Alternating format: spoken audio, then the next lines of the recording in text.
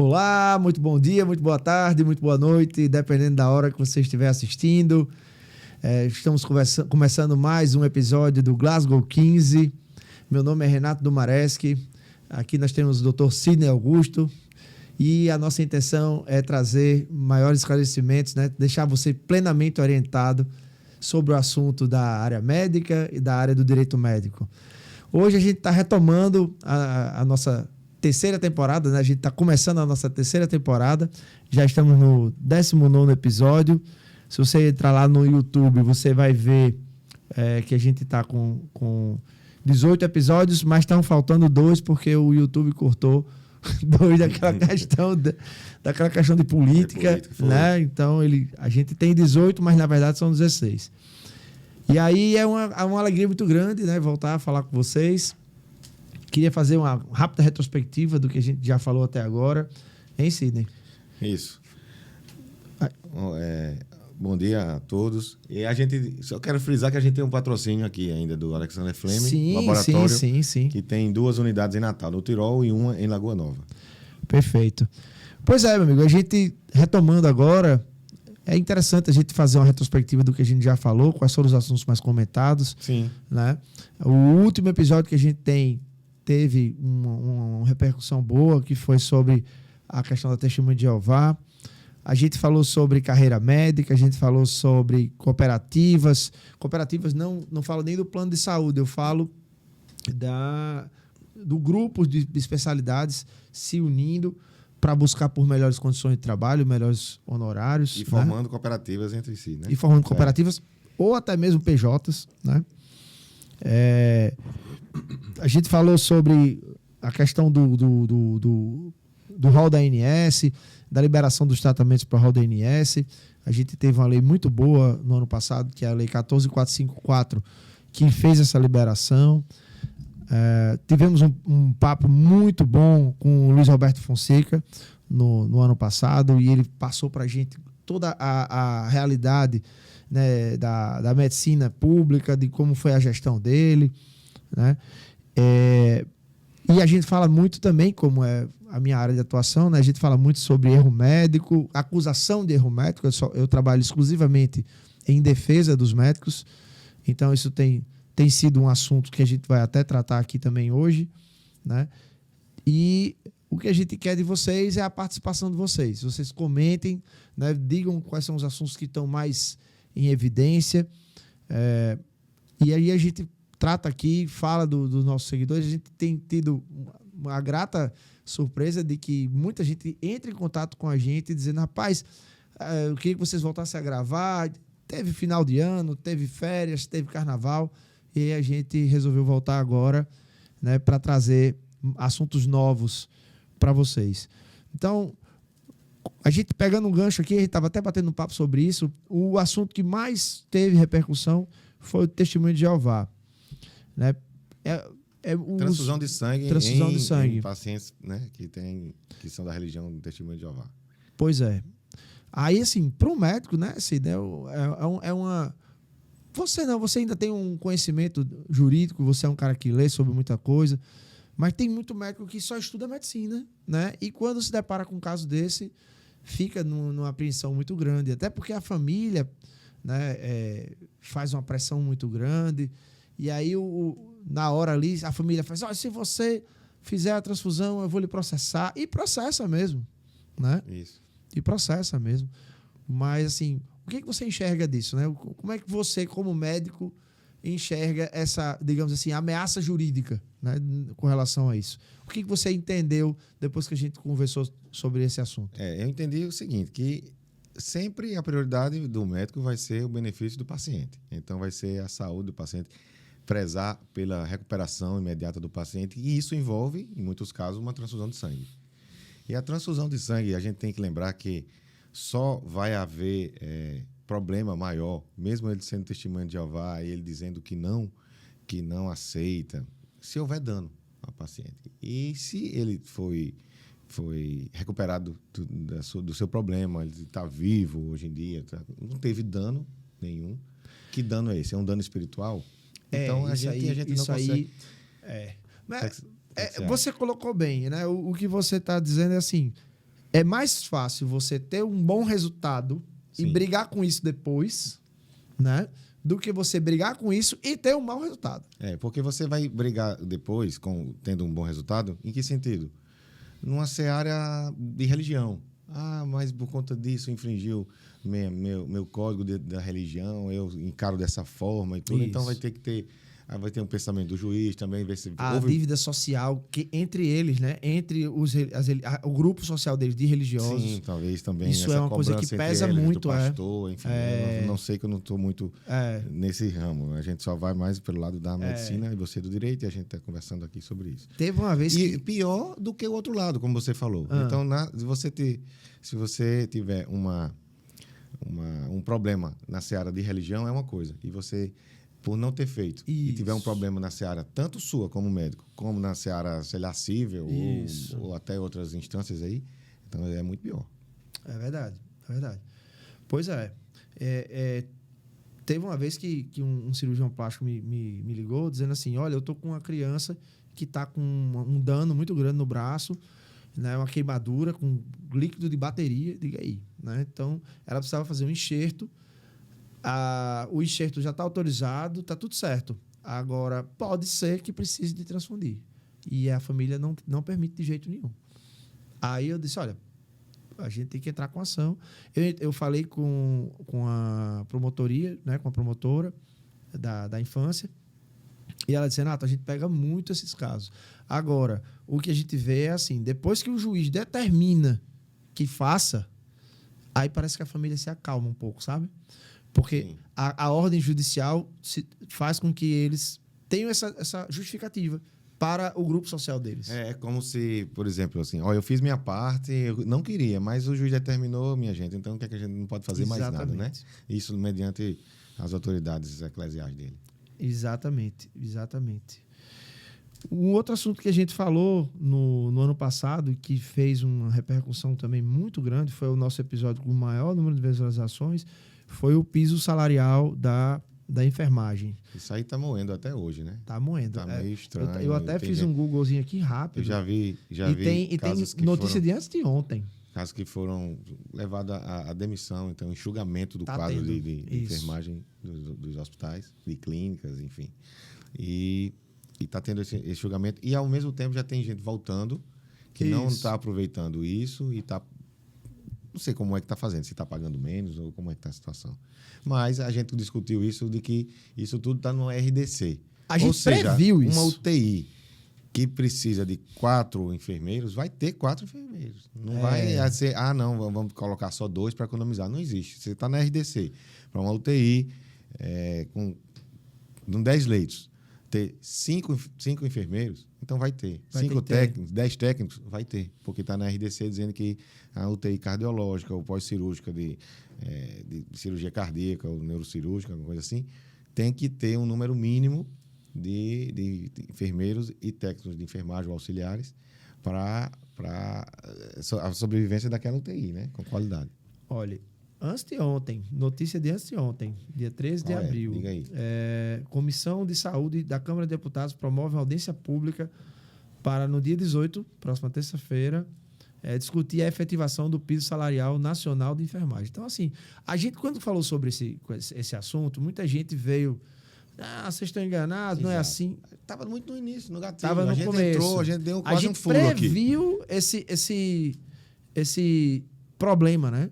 Que a gente não era aplicável. Olha que teve enfermeira que ficou sem falar comigo, viu? Veio comentar, dizer assim... Veio brigar comigo, veio dizer que não era bem assim. Eu disse, não, minha filha, eu estou defendendo vocês. Não estou aqui. Inclusive, a gente está defendendo e colocando o assunto em questão, que é para valorização do ato médico e do ato da enfermagem, enfim. Então, a gente não está aqui desmerecendo, não, de jeito nenhum. Mas aí foi mal interpretado. E aí, está até hoje assim, nesse até vai hoje. e vem. Um rapaz, o nosso seguidor aqui, chama Andsu, FSC. Ele disse assim, não pode demitir por conta de legislações de quantidade de profissionais mínimas. Isso, foi o que eu acabei de falar. E o Conselho de Enfermagem está se preparando para fiscalizar todas as unidades de saúde. Isso 7 meses atrás. 7 meses atrás. E Deve ser analisadas as legislações, RDC, resoluções, Paraná. Sou enfermeira há 17 anos, sempre coloquei a mão na massa. 3 anos de pós-graduação, 30 anos de espera, enfim. Ele fala aqui, né, ele faz um texto muito grande falando sobre essa realidade e eu acho que é o alinhamento do que a gente está dizendo aqui, né? Uhum. É um problema que está difícil de ser resolvido, mas é no balanço da carreta que as abóboras se acomodam, né? Então, vamos ver em que pé isso vai ficar. A gente torce pela enfermagem, a gente quer que a enfermagem consiga isso, mas do jeito que foi colocado, ficou um pouco pesado, ficou um pouco difícil de ser executado, né? Quando tudo isso se definir, nem se preocupe, a gente vai até convidar o presidente do Corém, o presidente para vir aqui conversar com a gente. Perfeito, seria tem ótimo. Que haver definição, porque ainda está... essas abóboras ainda estão dançando aí nessa carreta. Né? Exatamente. Então, quando melhorar tudo isso, quando tiver tudo definido, a gente vai trazer aqui, porque a gente quer que as orientações sejam as melhores possíveis, não só para o quadro médico, mas também para o quadro de enfermagem, que acompanha o nosso podcast com muito vigor. É verdade. Um assunto que a gente não tratou especificamente, a gente já falou várias vezes nos nossos podcasts, mas a gente ficou de trazer uma pessoa aqui para falar sobre isso, é sobre seguro médico. Isso. E responsabilidade civil, né? responsabilidade civil. A gente prometeu trazer a pessoa aqui e não trouxe até agora, mas vai trazer. Essa nova temporada a gente vai estar estabelecendo umas metas mais seguras. Os médicos já estão, assim, eu não conheço nenhum médico ainda que, assim, depois de muito tempo que esse assunto tem entrado em pauta, né, em toda a comunidade médica, que ainda tenha a posição antiga de que não deve ter seguro para não estimular a judicialização. A judicialização já está estimulada. Não é a questão de médico adotar um seguro que vai ser fator preponderante para o aumento da judicialização. Ontem a gente teve um caso de R$550 mil de um paciente que a gente está defendendo o médico e o médico não tem seguro. Então, assim, eu disse a ele, não tem como. E era um médico mais velho. Os mais velhos são os mais relutantes em adquirir seguro, porque existia uma resolução do CFM que falava, era uma resposta de parecer, não era resolução. Uhum. Era uma resposta de parecer dizendo que não adotasse o seguro por causa disso. Parecer consulta. Exatamente, parecer consulta. Mas o que a gente está vendo, né, com relação a esse novo cenário é o que eu venho avisando há muito tempo, né? Os médicos precisam tomar cuidado com isso. Há um grande número... Eu como presidente da Comissão de Direito Médico da OAB, eu vejo o número de advogados que estão entrando na comissão e que querem se especializar em acusar médicos, né? Porque quando você se especializa em acusar médicos, você faz um perfil social e você capta a clientela do Instagram. A minha captação é mais de um médico falando para o outro, olha, vá para Renato porque eu fiz uma defesa com ele. Agora, quando você tem pacientes, os casos não são interligados. Então, a pessoa vai e entra no Instagram, faz um perfil e começa a acusar. A gente recomenda que faça o seguro, né? É importante, isso dá uma segurança e a gente pode trazer uma pessoa aqui para falar das condições, como é feita a contratação, né? Isso é uma coisa importante de se falar. Uma coisa que a gente cita muito, só tomando um gancho aí, em medicina, é que sempre tem aquele agente funerário lá fora, já para pegar um caso, quando chega um falecimento de um paciente, ele já está ali de plantão, de prontidão. Está acontecendo isso com frequência no ramo do direito. Não está sendo mais o paciente, ou o cliente, ou a família que está indo atrás, não. Eles já estão fazendo meio que uma busca ativa, um negócio... Isso é muito prostituído, isso é muito feio, isso é muito chato. É muito feio.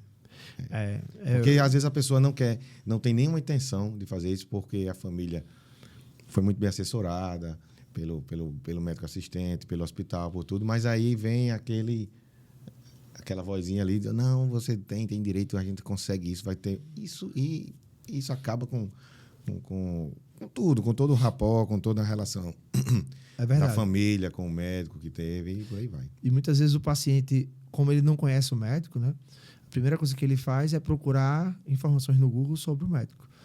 E quando ele vê que o médico tem processo, ele já chega no escritório. Se ele for para o consultório do médico, ele já chega com aquela coisa esse cara já foi processado, né?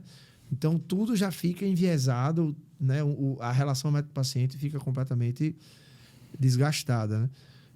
A gente escuta muitos relatos. Agora mesmo, a gente vindo para cá, Clóvis está aqui no estúdio com a gente, ele vai falar com ele daqui a pouco.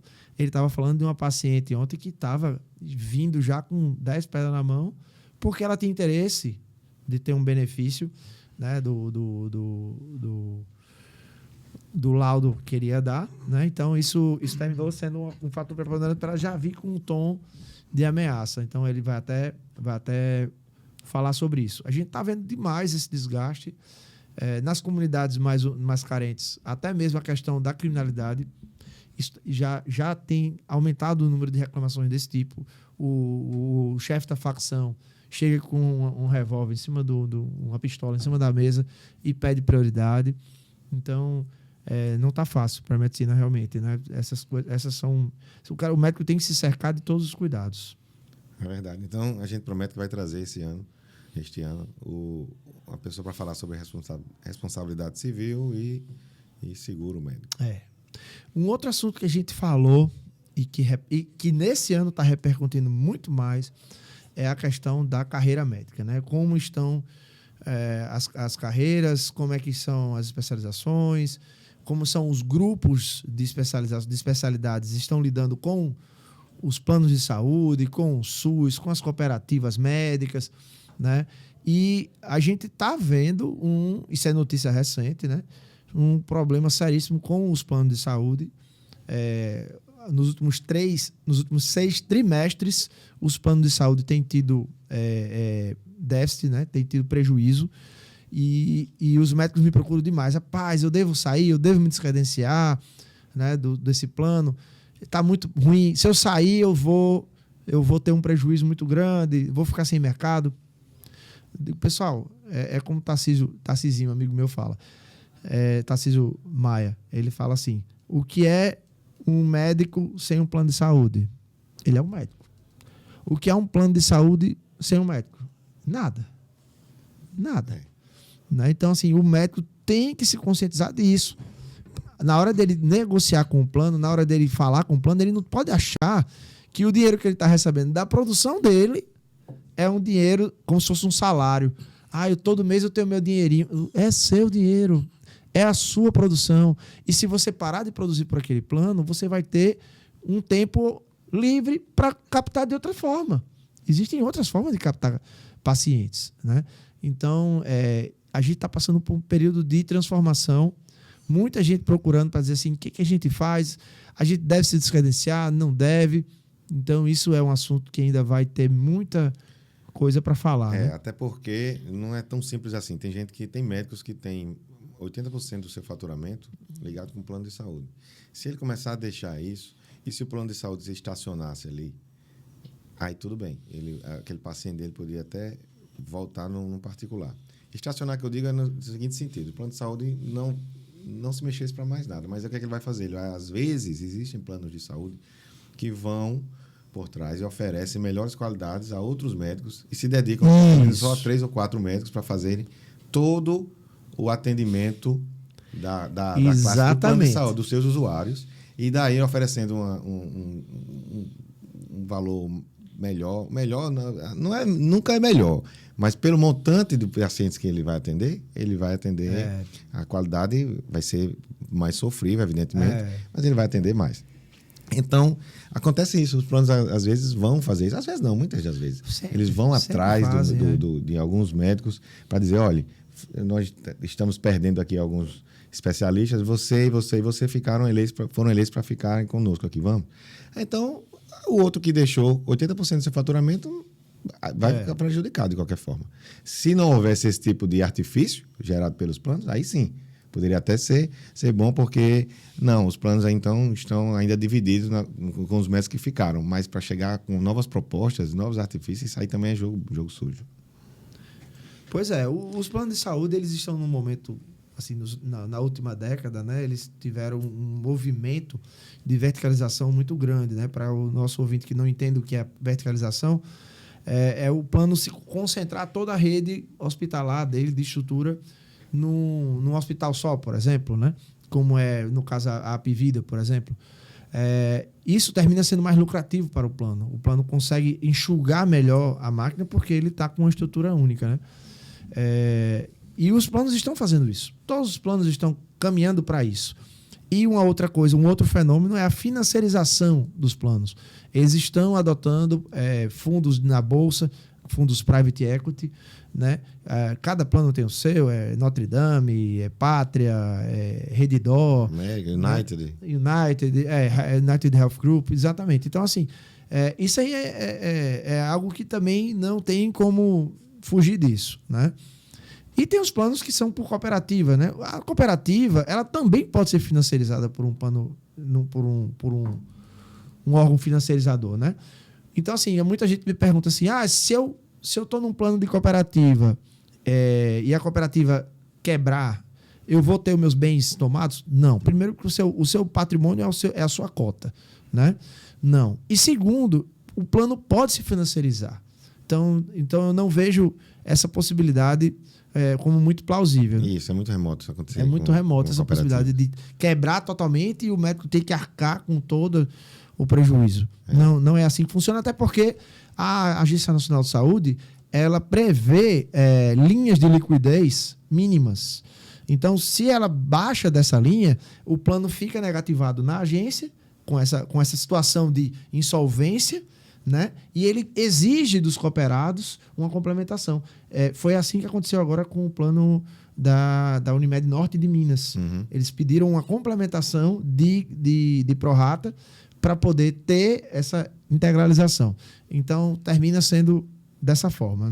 Não vejo como plausível uma quebra a ponto do médico ter um prejuízo. E vale a pena dizer, né, Renato, que o plano hoje em dia está muito mais ligado, devido ao mau gerenciamento, digamos assim, e a má remuneração na consulta médica, para a consulta médica. Então, os médicos estão saindo dos planos para atenderem de uma forma particular as consultas. Então, os planos hoje em dia está sendo difícil você encontrar um mesmo médico que você procurava há muito tempo, que fosse da família, que ele ainda atenda pelo plano. Então, o que acontece? O médico não atende mais pelo plano e o plano está servindo muito mais hoje em dia para aquele procedimento de exames, procedimento de urgência, ou então internação hospitalar. Os planos também sofreram muito ultimamente com as novas regras da ANS, que deram direitos a pagamento de tudo para o pessoal do autismo, o uso dos imunobiológicos, quimioterápicos, então, que são medicamentos constantes, permanentes e altamente caros. Então, os planos também são obrigados a pagar devido às regras da ANS, e isso dá uma mexida no que estava folgado. Então, eles ficaram meio... Agora, peraí, vamos concentrar aqui, vamos mexer, economizar. Sentiram um pouco. E isso leva a uma má remuneração médica, o não aumento do... Aí, o que acontece? O médico para de atender pelo plano. Então, você tem que ter em mente que o seu plano vai servir muito mais para coisas que você não tinha condições de pagar imediatamente do que para uma simples consulta médica que você não vai sempre para aquele médico. Mas pois mas esse assunto realmente é muito importante porque ele causa dúvida não só para o médico, como para o próprio usuário, né? O usuário ele está vendo hoje os planos deles subindo de preço, né? De forma muito exagerada e, por exemplo, uma pessoa que já vai com 60 e poucos anos não pretende adotar criança, né? Nenhuma, não pretende mais ter filho, né? Biologicamente, nem adotando. Para que ele vai ter um plano com obstetrícia, né? Então, assim, essa questão de observar qual é a faixa etária, qual é a segmentação do plano, isso é importante. Mas só falando um pouco do que você estava falando, sobre o plano ser obrigado a cobrir tudo é um pêndulo. Assim, no Brasil, as coisas são assim, a gente sai de um regime militar, aí vai para uma democracia que é exagerada demais, né? E uma Constituição que tem algumas incongruências e exageros. Então, assim, a gente termina tendo sempre um movimento de pêndulo. Os planos de saúde, eles começaram no regime militar, né? Quando os hospitais começaram a fazer planos de fidelização, e aí os usuários pagavam para usar o mesmo hospital. Depois vieram os planos de saúde na década de 90, quando começou a ter uma abertura de tratamento para outras coisas. A AIDS, que teve esses planos, né, começaram a ter que pagar os coquetéis, e isso foi um primeiro momento de judicialização contra os planos, foi justamente para a cobertura de tratamentos para AIDS. E aí agora a gente está vendo que a Lei 9656, que é de 98, que tem essa abrangência maior, e o posicionamento de que existe o rol da ANS, mas que também pode ser ultrapassado o rol da ANS, isso, sem dúvida, gera um peso muito grande de cobertura para os planos, e fica difícil para ter até uma projeção orçamentária, mas eu penso que tem. Eu penso que os planos fazem essa projeção orçamentária. Mas é outro assunto também que eu vejo que a gente pode dedicar um episódio somente a isso, né? Porque os médicos me procuram muito para falar sobre isso. E agora os pacientes também, querendo mudar para um plano melhor, né? Para fazer uma economia no plano. E aí, assim, a gente... E em outro sentido, em outro episódio também, eu acho que um dos primeiros foi de publicidade médica. Sim, perfeito. Que hoje em dia está falando, a gente está vindo mais para o Conselho de Medicina e para os colegas a exigência, a obrigação de solicitar o RQE, que é o Registro de Qualificação de Especialista. Então, para você não pode mais divulgar uma especialidade sem ter o RQE. Você já foi, inclusive, da comissão, né, de especialização, né? Já foi. De RQE, né? Já foi moderador da... Pois é, lá do CRM. Sidney, como quem não sabe, que está entrando agora no canal, Sidney é conselheiro também do Conselho de Medicina, né, do CRM.